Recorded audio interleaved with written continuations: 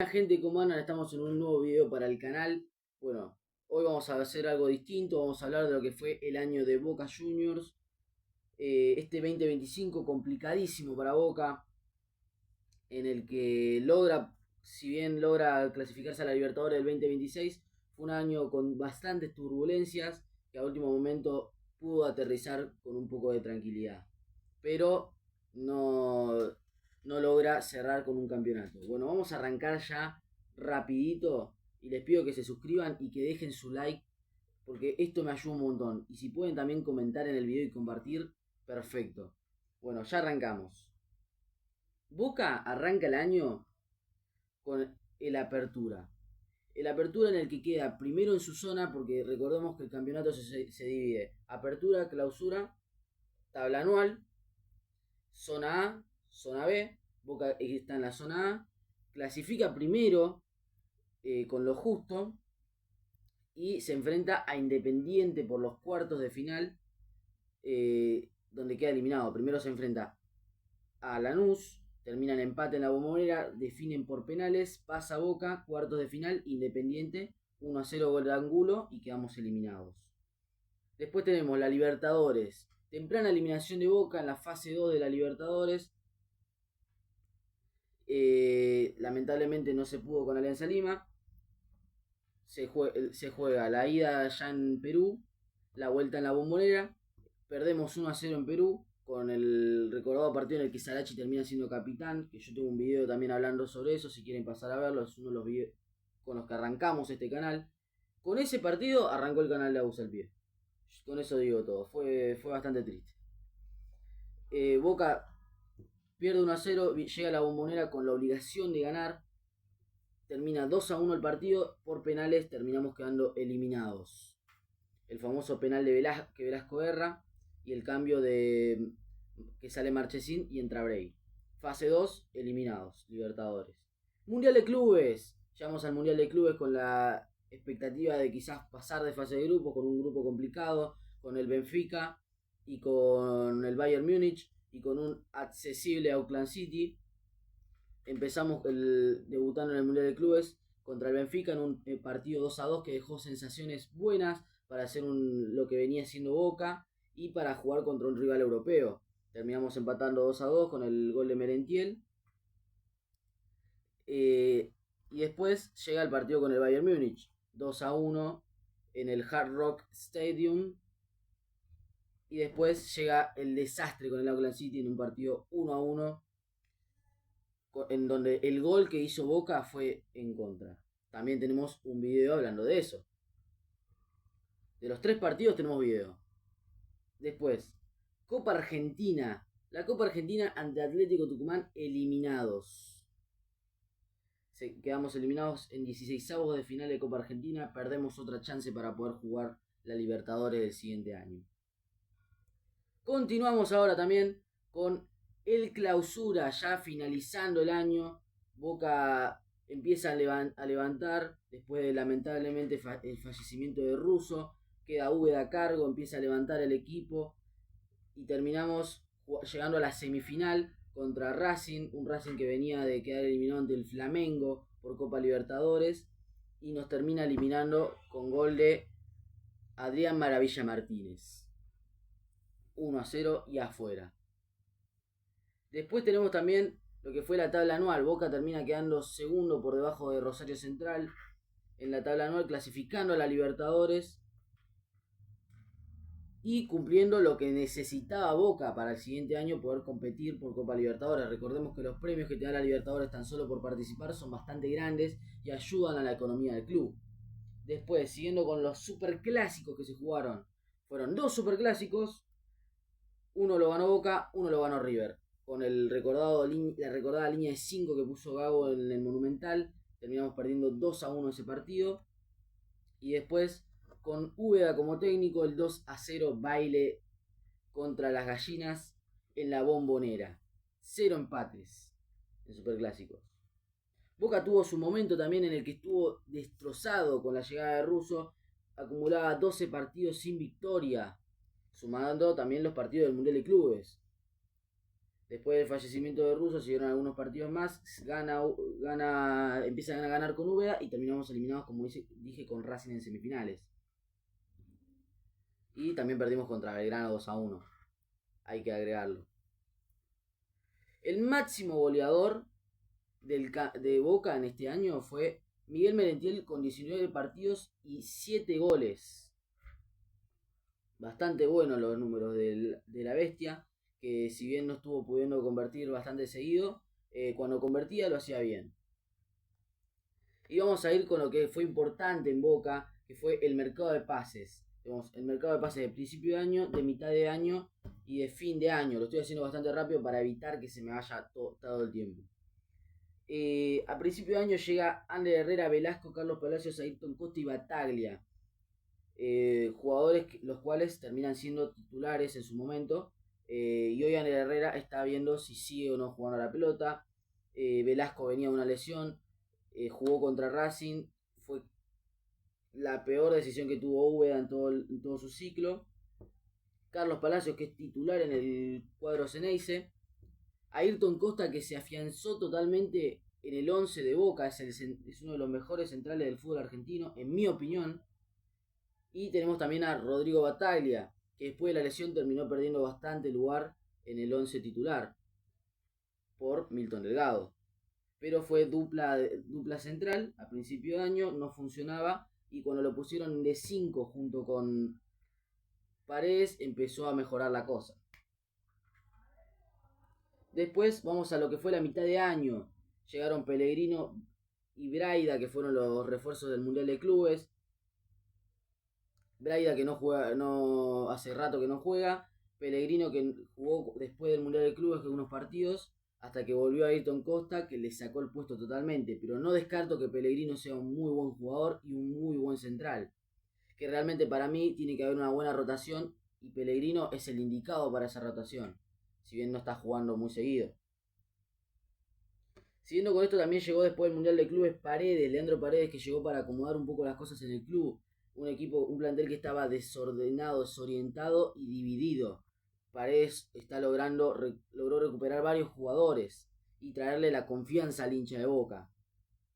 Uno de los jugadores que recuperó, Ceballos. Siguiendo también con esto, se fueron Sarachi, Rojo y Romero. Sarachi, que se fue al Celtic, Rojo se fue a Racing y Romero a Argentinos Juniors. Esto es algo que vamos a decir mucho de Russo, que si bien no le fue muy bien en su último ciclo en Boca, con 12 partidos seguidos sin ganar, la peor racha de la historia del club, sacó varios jugadores que no tendrían que jugar más, como Marcos Rojo y Chiquito Romero. Siguiendo con esto, a fin de año se terminan yendo Lema y Fabra y todavía faltan por irse. Pero eso lo vamos a decir después. Después de haber dicho todo esto, tenemos, teniendo en cuenta los resultados, Boca tuvo un año regular para abajo realmente. Un año en el que no pudo entrar a la fase de grupo de la Libertadores. Un año en el que tuvo demasiadas turbulencias, demasiados técnicos. Acá tengo la lista de los técnicos que tuvo Boca. Permiso que tengo el machete acá. Gago, que dirigió la primera parte. Herrón, que tuvo un interinato hasta antes del Mundial de Clubes, quedando eliminado con Independiente, siendo el técnico que queda eliminado con Independiente. Miguel Ángel Russo, que es el que va al Mundial de Clubes y tiene la peor racha de la historia del club, siendo igual un ídolo y en paz descanse Russo. Y Úbeda, que logró traerle victorias al equipo. Y también unificar ese plantel que estaba bastante distanciado entre sí. Y después vamos a ir con el balance de los jugadores. Para mí el mejor jugador del año fue Miguel Merentiel, sin duda, siendo el que acarrió a Boca en su peor momento, y si bien ahora no está tan bien como a principio de año, sigue haciendo goles todavía. La revelación, para mí fue Ceballos la revelación, que después de haber estado mucho tiempo lesionado, habiéndose lesionado en el Mundial de Clubes contra el Auckland City, siendo un jugador muy criticado el Chango, por mucho de los periodistas y también la gente del club, siendo muy criticado. El Chango pudo repuntar y ser una de las figuras de este Boca. Este Boca que cierra el año con la derrota con Racing, pero que todo el mundo sabía que el Chango Ceballos, si el año que viene está bien, es titular o inclusive se podría ir del club, porque lo tiene un sondeo de Flamengo. Pero esperemos que se quede porque el Chango Ceballos está bastante bien. Después, el que cambió el rumbo del equipo fue Leandro Paredes. Trajo ser un referente y unificar el plantel como debía ser. Cosa que le faltaba hace mucho tiempo Boca no tenía un referente de la casa. Porque Cavani no es de la casa, Romero no es del club, Rojo tampoco. Y estos tres jugadores que acabo de nombrar no aparecían nunca en el hecho de los partidos. Cavani con muchas lesiones, Marco Rojo con lesiones, expulsiones y varios problemitas más. Romero que se lesiona, se peleó con un hincha y muchos de esos problemas que hubo. Por eso la llegada de Paredes trajo un referente al equipo. Para mí debe haber una limpieza totalmente. Jugadores que se deben ir son los siguientes. Lucas Hanson, no le aportó nada al año de Boca. Javi García, no sé qué hace cobrando en el club. Nicolás Figal, que cuando empezó a jugar bien en el Mundial de Clubes, se hace expulsar una patada 3/4 de cancha del rival. Advíncula, un jugador que hace mucho bajó su nivel y que se tiene que ir ya para no seguir manchando su imagen. Cavani, que tiene muchas lesiones y todavía tiene pensado seguir hasta el año que viene, hasta fin de año quizás. Si bien tiene sondeos de Danubio, que fue su primer club, él no se quiere ir hasta ganar un título. Blondel. Blondel no es porque sea un mal jugador, sino es porque lo tienen rezagado del plantel. Lo tienen afuera. Jugaba a veces con reserva, pero no estaba siendo convocado. Aún con el bajo nivel de Advíncula y con un Barinaga que de a poco se iba asomando. Y para mí lo que tenemos que traer sí o sí es un 8 y un 9. Si quieren puedo meterles también un extremo derecho. Si quieren.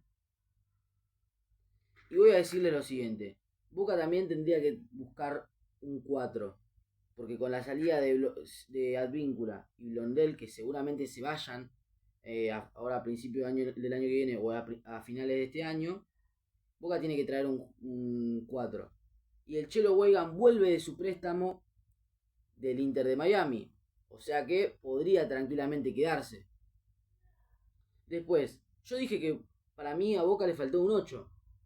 Adivinen quién vuelve. Javes Saralegui, quien supo llevar las riendas del equipo en un superclásico, jugando con total confianza en aquel superclásico de 2024 y siendo también ahora una de las figuras de Tigre. Y Renzo Giampaoli. Giampaoli tuvo unos muy buenos partidos en Gimnasia de La Plata. Y para mí, hoy Boca tiene que traer un suplente de Dilolo.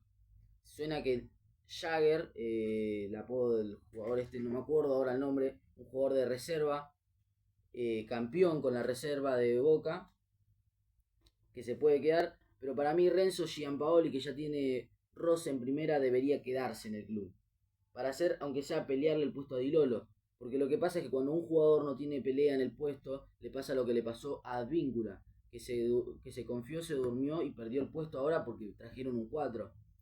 Pero en su momento estaba él solo y no tenía competencia. Básicamente si lo hacía mal no lo iban a sacar ni en pedo. ¿Y quiénes pueden llegar para 2026? De cara a la Copa Libertadores están hablando mucho con Lescano, el jugador de Argentinos Juniors, jugador joven, con mucha proyección y muy buen jugador, la verdad. Y yo creo que si viene me parecería un total éxito. Ya fue ofrecido al club. Hay que ver por qué números y por qué cifras y cuánta plata piensa soltar la dirigencia. Después hablamos de Dybala, un jugador que está sonando mucho el nombre de Dybala, ya venía sonando el mercado de pases pasado, en el que vino Leandro Paredes, pero ahora toma un poco más de forma. Dybala no va a renovar con la Roma en junio y lo más probable es que venga a mitad del año que viene. Seguramente ya si Boca clasifica de cara a los octavos de final de la Libertadores.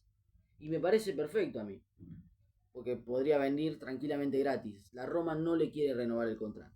En enero nos saldría demasiado caro. Quedaría a esperar si Dybala no quiere seguir en Europa o cuánta plata tienen que poner por mes para Dybala. Porque recordemos que son jugadores con sueldo. Después, tema Borja. A mí me parece una venta de humo terrible la de Borja. Y me parece que no tiene que venir. Si bien Boca necesita un 9, necesitamos un 9 que meta goles. No un 9 que los erre. Porque ya para eso lo tenemos a Cavani y a Milton Jiménez.